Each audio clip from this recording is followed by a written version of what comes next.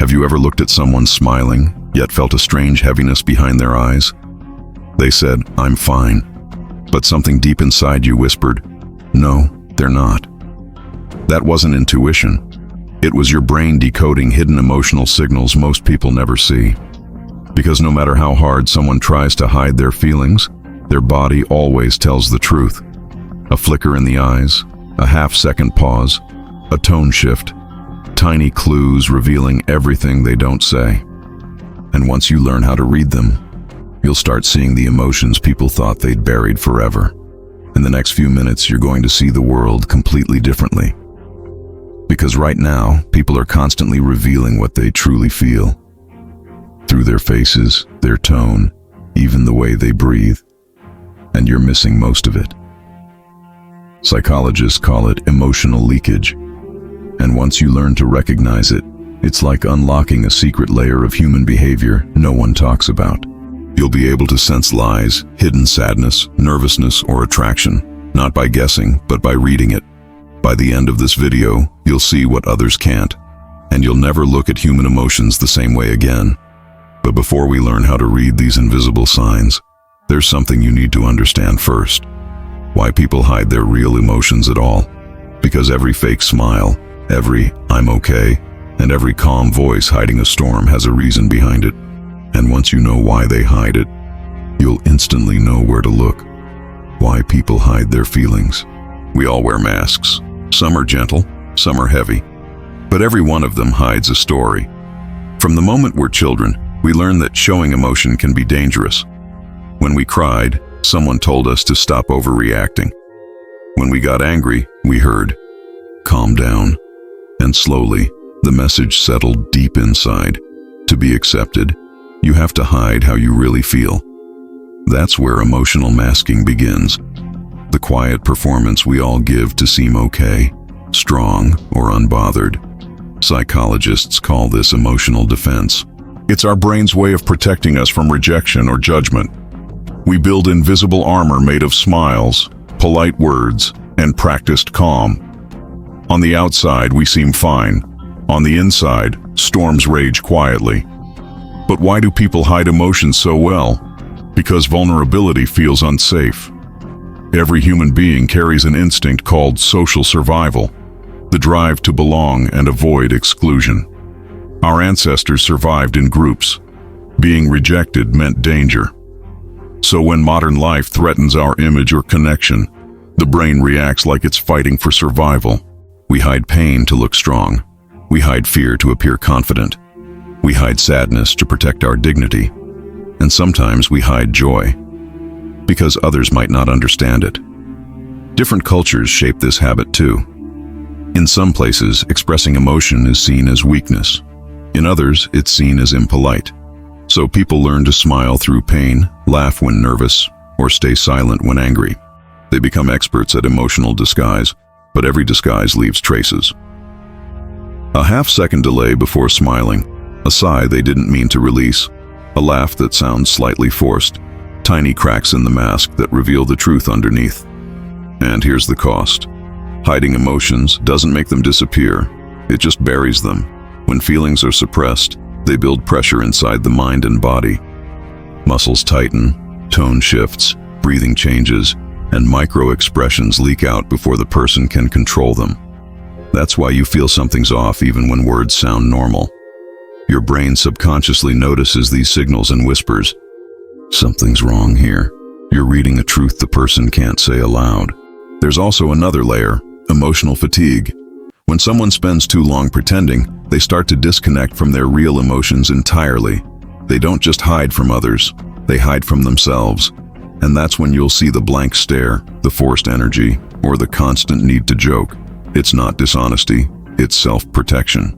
Understanding this is the key to reading people, because once you realize why they hide feelings, you stop judging the mask and start noticing the flickers behind it. Instead of taking words at face value, you start to listen to tone, rhythm, and silence. You begin to watch the eyes more than the mouth. You notice when someone's expression doesn't match their words. That small mismatch is the gateway to the truth.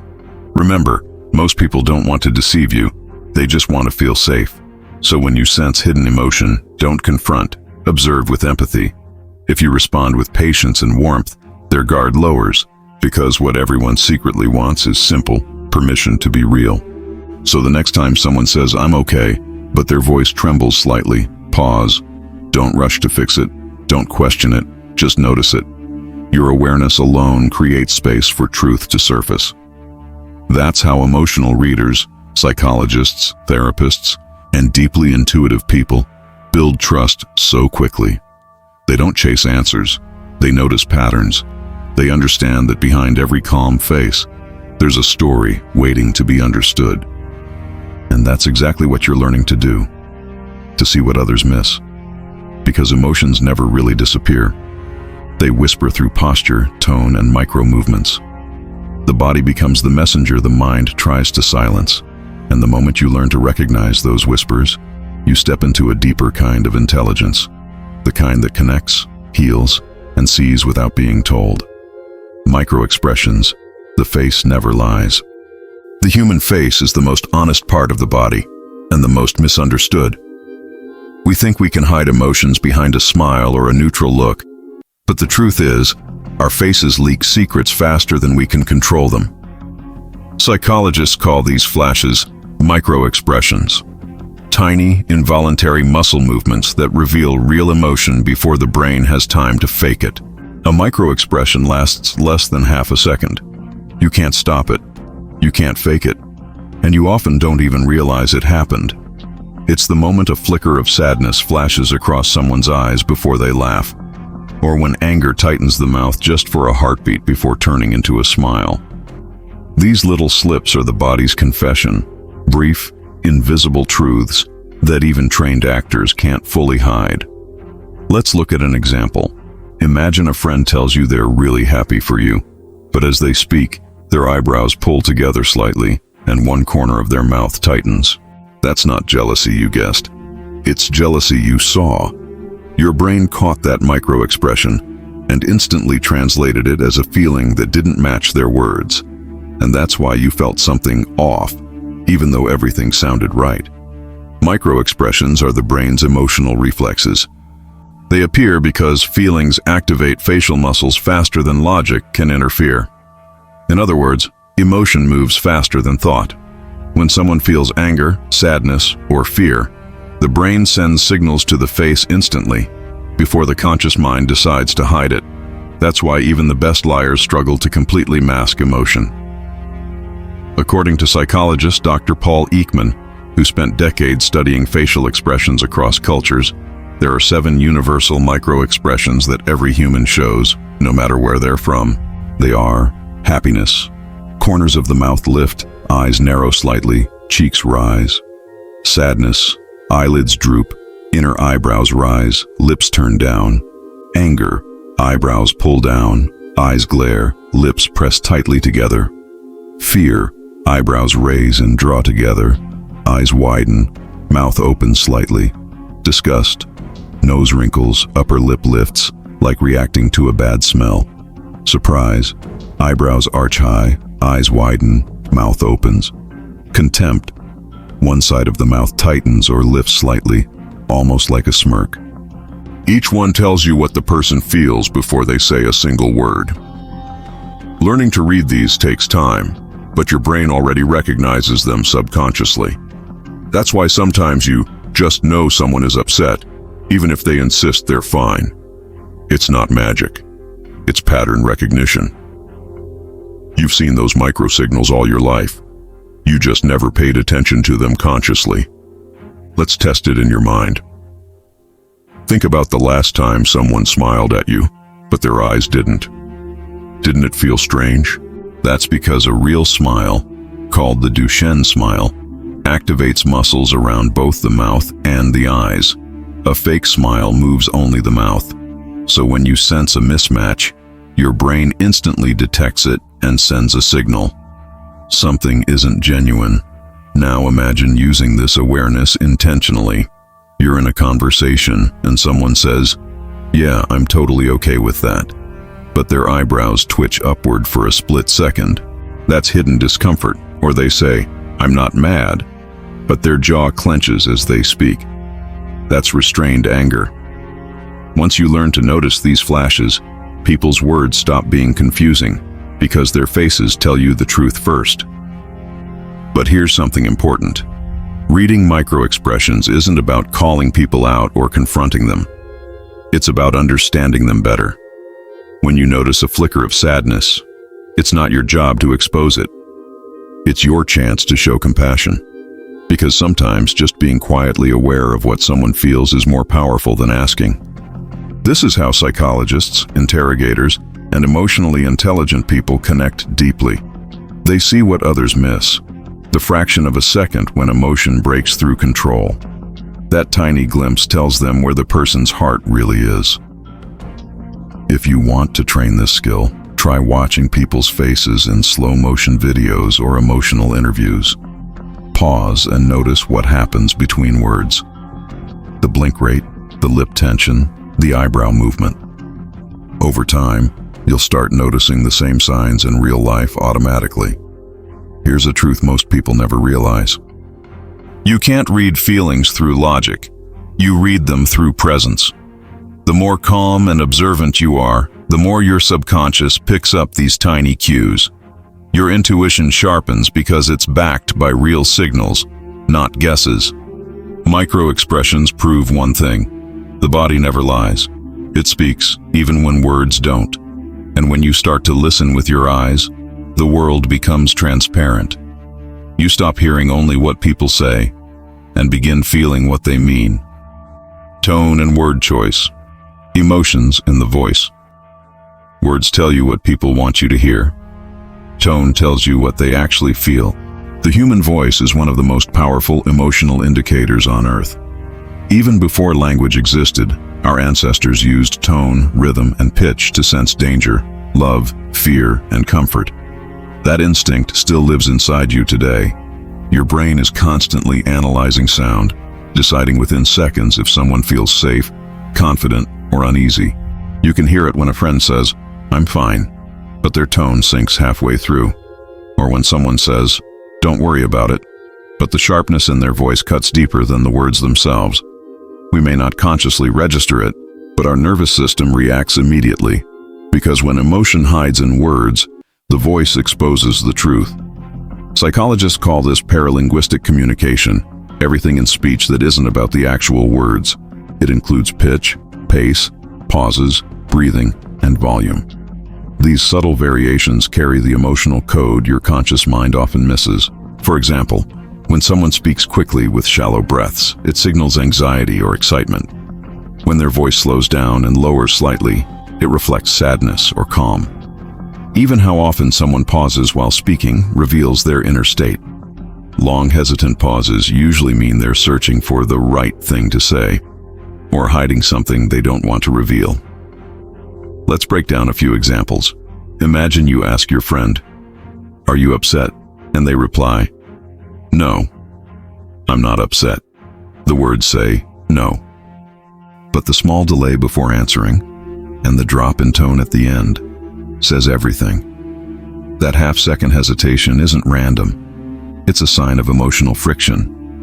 They're trying to align what they feel with what they're saying. Now picture someone sharing a story about something exciting. Their tone rises slightly, the pace speeds up, and their volume increases. Their energy lifts the conversation. That's because emotion literally fuels breath. When we feel passion or happiness, our diaphragm expands, sending more air through the vocal cords, producing a brighter, stronger tone. In contrast, when someone feels sadness, guilt, or fear, breathing becomes shallow. The voice weakens, softens, and sometimes cracks. These are micro-signals you can learn to hear consciously. Here's a trick that emotional intelligence experts use. When someone talks to you, don't just listen. Feel the rhythm of their voice. Is it steady or trembling? Is it quick or unusually slow? Does it match their words or feel disconnected? For example, when someone says, "I'm happy for you," but the energy in their tone feels flat, that's emotional dissonance, words and feelings moving in opposite directions.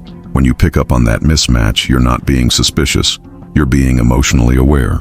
Tone can also reveal unspoken boundaries. Sometimes a person will say, "It's okay," but their tone subtly warns, "Don't push me further." Or they'll say, "Do whatever you want," but you'll feel the disappointment behind their voice. Learning to read tone isn't about decoding every word. It's about recognizing the emotional wave underneath the sound. Another powerful clue hides in word choice. When people try to suppress emotions, they often shift their vocabulary. Someone feeling distant might use logical, detached words like "fine," "whatever," or "it's nothing." Someone anxious may over-explain, adding unnecessary details to sound believable. And someone trying to hide guilt might avoid personal pronouns. Instead of saying, "I forgot to tell you," they'll say, "It just didn't get mentioned." That small change distances them from the action emotionally. These linguistic habits are not lies, they're self-protection. Our minds bend language to shield us from discomfort. But when you learn to notice both the tone and the words, you start to see emotional patterns most people never catch. Here's something fascinating. If you slow down and mirror someone's tone gently, it often makes them open up more. Because the brain feels safer around matching energy. It's a form of unconscious empathy, a signal that says, "I get you." That's why great communicators and therapists speak softly when someone is sad, or energetically when someone's excited. They match emotion first, logic second. To practice this skill, try this simple exercise. Next time you watch an interview or a movie, mute the video and listen only to the sound. Notice how much emotion you can sense without hearing the words. Then do the opposite. Watch with no sound. You'll realize how much the voice alone reveals. Because here's the truth. Words can deceive. But tone rarely lies. It's a raw emotional fingerprint. One that changes with every heartbeat, every breath, every suppressed feeling. When you learn to read tone, conversations stop being confusing. You'll know when "I'm okay" means I'm hurting, and when "I don't care" really means I care too much. You'll stop taking words literally and start hearing the emotion between the lines. And that's where real connection begins.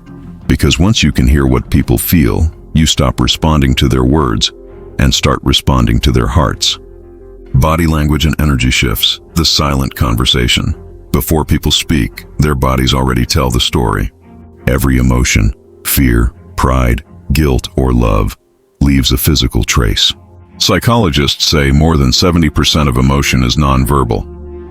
Long before someone says, "I'm fine," their posture, eyes, and tone have already exposed the truth. Anxious people shrink, confident ones expand.